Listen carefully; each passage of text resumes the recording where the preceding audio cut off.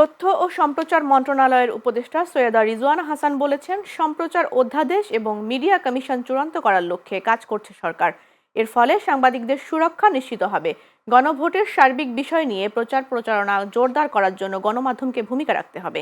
আজ সচিবালয়ে সাংবাদিকদের সঙ্গে মতবিনিময় অনুষ্ঠানে তিনি এসব কথা বলেন।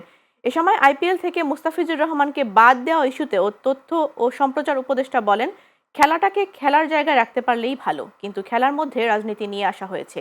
বাংলাদেশের একটি খেলোয়াড়কে যুক্ত করার পর আবার রাজনৈতিক যুক্তিতে তাকে বাদ দেওয়া হলো। উপদেষ্টা বলেন, আইপিএল সম্প্রচার করা হবে কিনা এই বিষয়ে আইনি দিকগুলো খতিয়ে দেখা হবে। কোন দিক থেকে মুস্তাফিজকে বাদ দেওয়া হলো সেটিও দেখা হবে।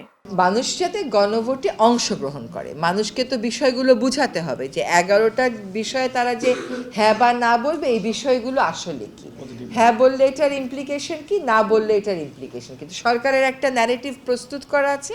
আপনারা সেই ন্যারেটিভটা আমাদের কাছ থেকে নিয়ে যদি প্রচার করেন, মানুষকে সাধারণ ভোট দিতে এবং গণভোট দিতে উদ্বুদ্ধ করেন, তাহলে কিন্তু এটা একটা অনেক বড় কাজ হবে। বিকজ গণতন্ত্রে তো এভরিওয়ান হ্যাজ টু এঙ্গেজ।